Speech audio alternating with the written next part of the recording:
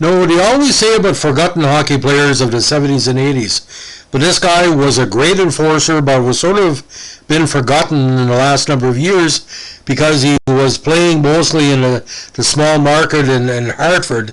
Did also play for Washington and Detroit, but the numbers he put up in the NHL as, again, a protector enforcer drew a lot of interest. Wasn't the biggest player, 5'11", 195, born in Victoria.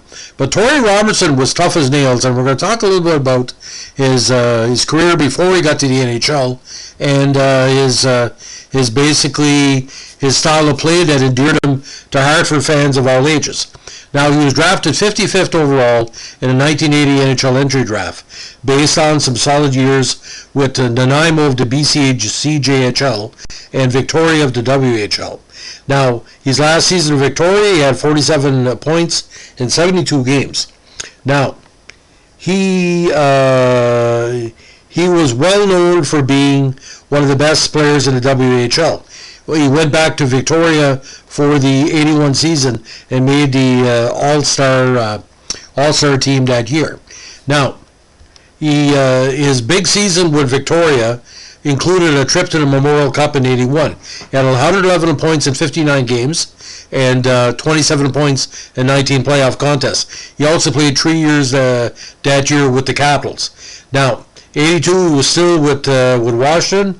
83, again, spent a lot of time in the minors, and Hartford rejigged his career.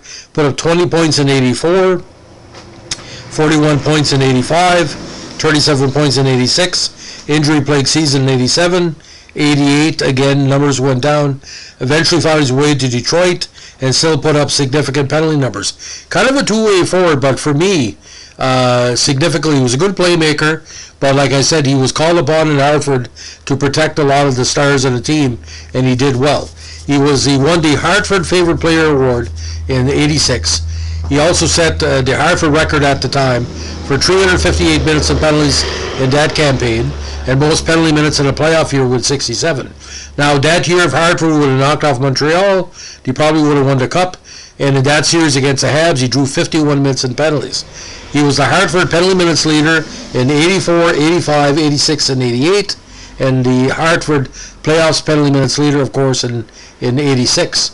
Now, he set the Hartford Carolina single season record for most penalty minutes with 337 in 85, and he became the top penalty minute guy his only second year with the team.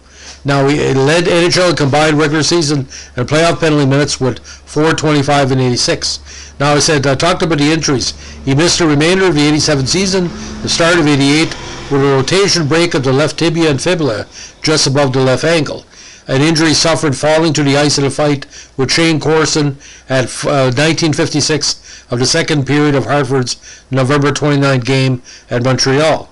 Now, the injury required surgery to insert a rod from his knee to his ankle. He did not return until almost a year later, on November 16, 87.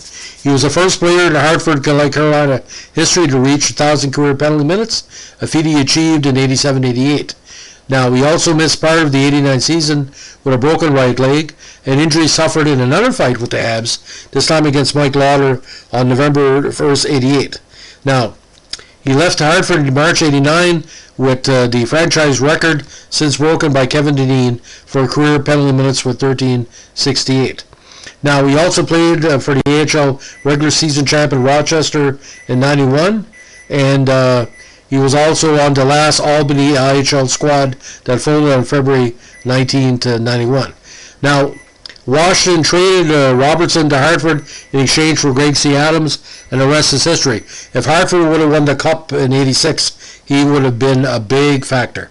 So final NHL totals: 49 goals, 99 assists for 148 points, 751 minutes in penalties in 442 games, and in the playoffs, 90 minutes in penalties in 22 games with 2 goals.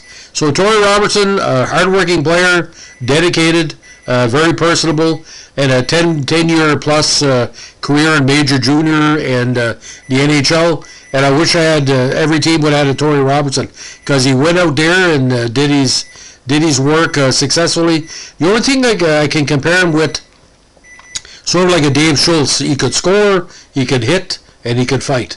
And at the time, that's what Hartford needed, because it was rough in Montreal's division just to get out of there, because you had Quebec and Buffalo and Boston, and it was rough. Thanks for listening. Bye.